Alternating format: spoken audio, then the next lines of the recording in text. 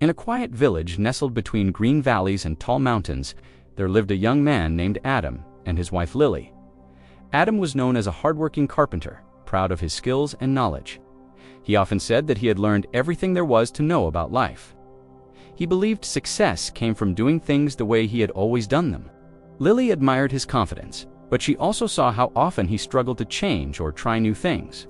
Whenever something went wrong, Adam would blame others or fate, never realizing that maybe his own stubbornness was holding him back.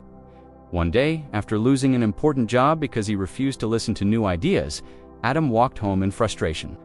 He kicked at stones along the dusty road, muttering under his breath. When he reached home, Lily was sitting outside their cottage, weaving a basket. She looked up and said gently, "Adam, maybe it is time you visit old Master Samuel. He has helped many people in the village find peace and wisdom." Adam frowned. "What can an old man teach me that I do not already know?" he asked. But that night, as he lay awake staring at the ceiling, her words echoed in his mind. Something inside him whispered that maybe, just maybe, it was time to listen. The next morning, Adam walked to the edge of the village, where Master Samuel lived in a small wooden hut near the forest. The old man was sitting outside, feeding the birds. His beard was white as snow, and his eyes sparkled with calm wisdom. When Adam approached, the old man smiled warmly. "Ah, I was expecting you," he said softly, as if he already knew Adam's thoughts. "Come, sit with me." Adam sat down, feeling uneasy but curious. "Master Samuel," he began, "I came because people say you are wise. I want to learn how to make my life better. I work hard. I know many things, but still, I feel stuck. Nothing seems to change." Samuel nodded slowly. "You wish to learn, yet you speak as if you already know everything," he said gently. "Tell me, Adam, how can a full cup hold any more tea?" Adam frowned, confused. "What do you mean by that?" The old man smiled and gestured toward a small wooden table. "Come inside," he said, "and I will show you." Inside the hut, the air was warm and smelled of herbs. The old man placed 2 cups on the table and began pouring tea. He filled Adam's cup until it was full, but then he kept pouring. The tea began to overflow, spilling onto the table, dripping onto the floor. Adam jumped up. "Stop, the cup is full. It cannot hold anymore." Samuel looked up calmly. "Exactly," he said. "Like this cup, your mind is full of your own opinions, judgments, and old beliefs. You say you want to learn, but you hold on tightly to what you already think you know. How can I teach you anything if your cup is already full?" Adam stared at the tea dripping down the side of the table. He felt embarrassed, even a little angry. "So, are you saying everything I know is wrong?" Samuel shook his head. "No, my son. I am saying that sometimes what we know blocks what we need to learn. To grow, you must first empty your cup. Let go of pride, ego, and fear. Make room for new understanding. Only then will wisdom find you." For a long moment, the room was quiet. The words sank deep into Adam's heart. He realized that his stubbornness had cost him more than just jobs. It had kept him from growing, from becoming a better husband, a better man. He thought about all the times Lily had offered advice that he had ignored, all the lessons life had tried to teach him that he had refused to see. The old man poured a fresh cup of tea and handed it to Adam. "Now," Samuel said kindly, "this is your new beginning. Every morning when you wake up, remember to empty your cup.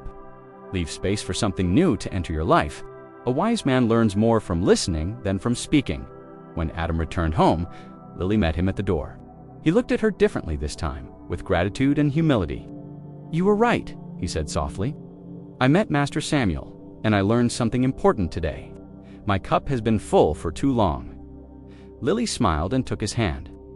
"Then maybe now we can start filling it with new things," she said.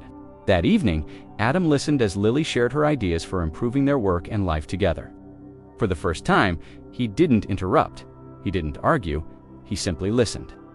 Days turned into weeks, and slowly, everything began to change. Adam started accepting new ways of working, trying new techniques, and learning from others. His carpentry improved, his business grew, and his heart softened. He no longer clung to old pride or fear of being wrong. Instead, he embraced growth like a seed, reaching for the sun.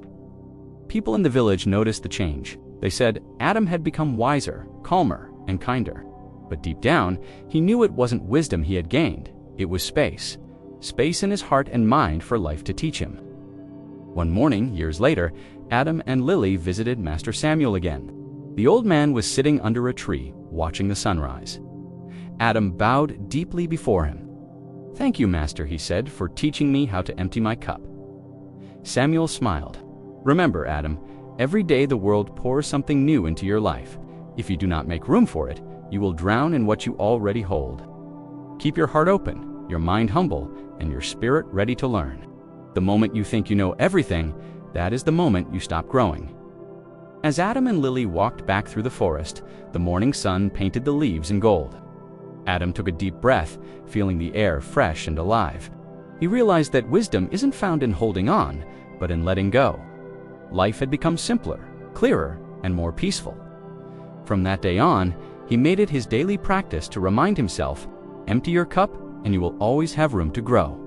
So, my friend, if you are watching this right now, ask yourself, is your cup full?